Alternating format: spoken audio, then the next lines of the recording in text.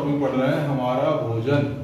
जो हम लोग खाना खाते हैं उससे क्या क्या मतलब होता है, कि क्या क्या ऊर्जा मिलती है, किस तरह की खाने हमारा शरीर चलता कैसे है। आपने सोचा है कभी हम जो भोजन करते हैं क्यों करते हैं, हमें क्यों भूख लगती है, कभी सोचा है? तो आज हम टॉपिक बात करेंगे हमारा भोजन। ठीक है, भोजन से क्या क्या मिलता है, भोजन क्या होता है, भोजन किस लिए करते हैं, शरीर को चलाने के लिए। अब भोजन देता क्या क्या है, देखो भोजन के स्रोत क्या है, भोजन के स्रोत क्या है, कहाँ से मिलता है।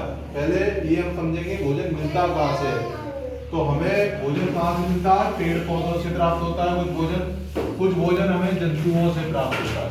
ठीक है, कुछ भोजन हमें पेड़ पौधों से प्राप्त होता है और कुछ भोजन हमें किससे प्राप्त होता है, जंतुओं से। पेड़ पौधों से कैसे प्राप्त होता है, हम लोग गेहूं करते हैं, खेत में हम लोग गेहूं करते हैं, हम लोग धान करते हैं, तो ये क्या है, खाने के लिए करते हैं ना। गेहूं से क्या बनता है, आटा। गेहूं से क्या बनता है, आटा बनता है। चावल भी खाते हैं, धान जो करते हैं उससे क्या बनता है, चावल। और तीसरी चीज है मक्का, बाजरा, मक्का पे बनता है, ये भी भोज्य पदार्थ होता है हमारा, ये भी हमें एनर्जी देता है। तो हमारा पेड़ पौधों से ही तो बना। इसका गेहूं का एक पेड़ होता है, मक्का का पेड़ होता है, बाजरा का पेड़ होता है। तो ये हमें किससे प्राप्त हो रहा है, भोजन पेड़ पौधों से ही तो प्राप्त हो रहा है। तो गेहूं, बाजरा, मक्का, ये सब जो भोजन हमें प्राप्त हो रहा है ये किससे प्राप्त होता है, पेड़ पौधों से। और जो हमारी दाल है, अब जैसे अरहर की दाल हम खाते हैं, चने की दाल खाते हैं, मसूर की दाल खाते हैं, वो भी तो पेड़ पौधों की लगती है। हम लोग खेत में ही तो भोजन ये दालें करते हैं, तब ये हम दाल खाते हैं। तो ये भी हमारी जो है ये पेड़ पौधों से प्राप्त भोज्य पदार्थ है। कौन सा, चना है, दाल है, अरहर है, मटर है, ये सब हम कैसे पेड़ पौधे तो लगाते हैं, हम बीज डालते हैं, पेड़ लगाते हैं, तभी तो प्राप्त होते हैं। दूसरा ये भोज्य पदार्थ हुआ। तीसरा भोज्य पदार्थ है आपका सब्जी, जैसे आलू, आलू भी हम पेड़ पौधों से प्राप्त करते हैं, आलू का भी पेड़ होता है, टमाटर का भी पेड़ होता है, ठीक है, गाजर का भी पेड़ होता है, और लौकी का भी पेड़ होता है।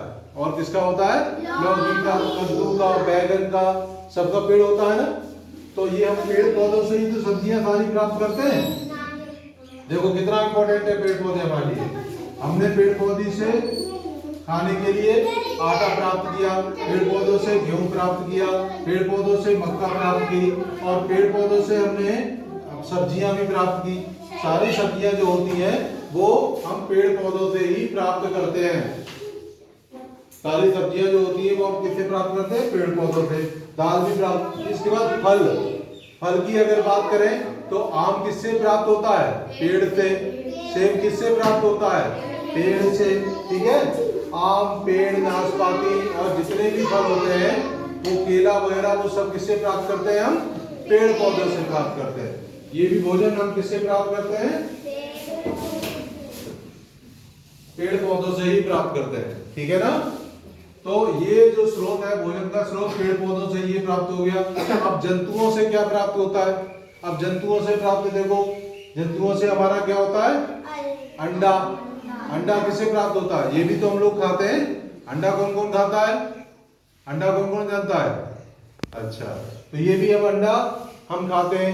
ये दूध, दूध हमें जानवरों से प्राप्त होता है, दूध हमें जानवरों से ही प्राप्त होता है ना। तो दूध पीते हैं हम लोग। और ये मछली, मछली भी लोग कुछ खाते हैं ना मछली, कुछ लोग तो मछली खाते हैं, मांस खाते हैं। ये सब किससे प्राप्त होता है, जंतुओं से प्राप्त होता है। तो भोजन देखिए, कुछ लोग अंडा खाते हैं, मछली खाते हैं, मांस खाते हैं और दूध पीते हैं। तो दूध पीते हैं वो भी तो जानवरों से मिलता है।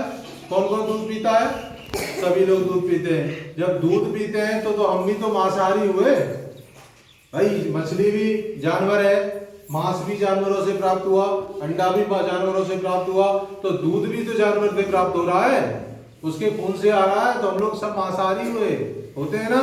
तो ये भी हमारे भोजन का एक स्रोत होता है। ठीक है, ये जंतुओं से प्राप्त होता है और ये पौधों से प्राप्त होता है। ठीक है, समझ गए।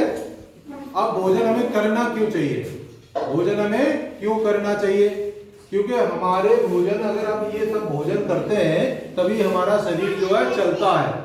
ठीक है, तभी शरीर हमारा चलता है। और भोजन से देखो हमें क्या क्या प्राप्त होता है, सुनिए। भोजन से हमें प्राप्त होता है कार्बोहाइड्रेट और वसा। कार्बोहाइड्रेट का मतलब क्या है? कार्बोहाइड्रेट का मतलब क्या है? कहां से प्राप्त होता है? जो अनाज होते हैं हमारे, जैसे गेहूं खाते हैं, शरीर के लिए कार्बोहाइड्रेट की जरूरत होती है। अगर शरीर में ऊर्जा, कार्बोहाइड्रेट और वसा किसके लिए होता है? शरीर में ऊर्जा देता है। क्या देता है? ऊर्जा। ऊर्जा का क्या मतलब है? अगर तुम्हें खाना नहीं खाओगे और बिस्तर से उठोगे तो आलसी पड़े रहोगे, ताकत ही नहीं शरीर में होगी। 10 दिन खाना नहीं खाओगे तो तुम उठ पाओगे? तो ये जो उठने की ऊर्जा मिली तुम्हें किससे मिलती है? खाने से। खाना जो खाते हो, भोजन करते हो, उसी से तो ऊर्जा मिलती है। तो जो उसमें कार्बोहाइड्रेट होता है और वसा, वसा क्या होता है? वसा, वसा, वसा किससे मिलता है? घी से। घी खाते हैं, तेल से, रिफाइन से, डालडा से जो हम लोग खाते हैं, इससे हमें क्या मिलता है? वसा। तो हमें ऊर्जा देता है। कार्बोहाइड्रेट किससे मिलता है? इन पदार्थों से, अनाज से, गेहूं से, बाजरा से, मक्का से, इनसे, आलू से, इन सब से क्या मिलता है? कार्बोहाइड्रेट मिलता है। तो जब हम ये खाते हैं, अनाज खाते हैं, ठीक है, तो हमें क्या मिलता है? कार्बोहाइड्रेट। और घी, तेल खाते हैं तो इससे क्या मिलता है? वसा।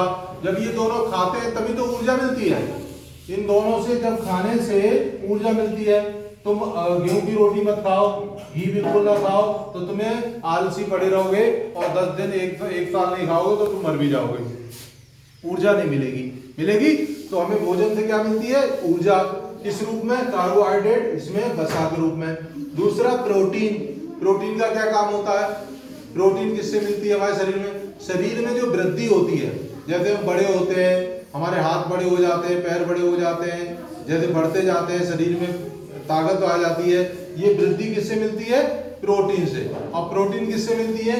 सबसे ज्यादा प्रोटीन हमारी किससे मिलती है? दालों से। अगर कोई व्यक्ति दाल न खाए और केवल गेहूं की रोटी खाता रहे, ठीक है, तो उसको, उसकी शरीर की वृद्धि रुक जाएगी, वो बढ़ेगा नहीं, बड़ा नहीं होगा, वहीं को वहीं रुक जाएगा। तो शरीर की वृद्धि किससे होती है? प्रोटीन से। और जो हम खाते हैं विटामिन, जो फल खाते हैं और जो हम सब्जियां खाते हैं, उससे विटामिन और खनिज लवण मिलते हैं। उससे क्या होता है? जो हम फल और सब्जियां खाते हैं या मांस, ये सब चीज यूज करते हैं, इससे हमें खनिज लवण और क्या मिलता है? विटामिन मिलता है।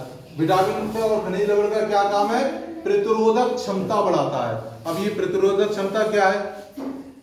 हम लोग दिन भर सब चीज खाते रहते हैं, खाते हैं कि नहीं खाते हैं? लेकिन उल्टा सीधा, अब हमको क्या मालूम, हम यहाँ खाना खा रहे हैं, यहाँ मक्खी बैठ गई उस खाने पर, तो जो मक्खी गंदगी लेके आई थी वो उस पर लग गई गंदगी, है ना, और हमने वही खाना खा लिया। अगर ऐसा होगा तो हम तुरंत बीमार पड़ जाएंगे, पड़ जाते हैं बीमार, है ना। लेकिन हमारे अंदर इन खनिज और विटामिन से प्रतिरोधक क्षमता अंदर डेवलप होती है। तो प्रतिरोधक क्षमता जब डेवलप होती है तो क्या होता है? प्रतिरोधक क्षमता जब डेवलप होगी तो यानी कि हमारे अंदर सेना या फौज खड़ी हो जाती है। जैसे ही कोई बाहर का बैक्टीरिया गंदा हमारे अंदर जाता है, वो फौज हमारे अंदर खड़ी रहती है और वो उसको मार देती है। तो आप लोग बीमार नहीं पड़ते। ऐसे तो तमाम चीज, कहीं भी पानी पी लिया, कहीं भी कुछ किया, तुरंत बीमार पड़ जाओगे, समझ गए ना। तो प्रतिरोधक क्षमता जो है किससे मिलती है? विटामिन और खनिज लवण से, ठीक है ना। तो भोजन हमें क्यों जरूरी है? क्योंकि भोजन नहीं करेंगे तो हमें ऊर्जा नहीं मिलेगी, भोजन नहीं करेंगे तो शरीर की वृद्धि नहीं होगी, भोजन नहीं करेंगे तो प्रतिरोधक क्षमता हमारी नहीं बढ़ेगी, प्रतिरोधक क्षमता हमारी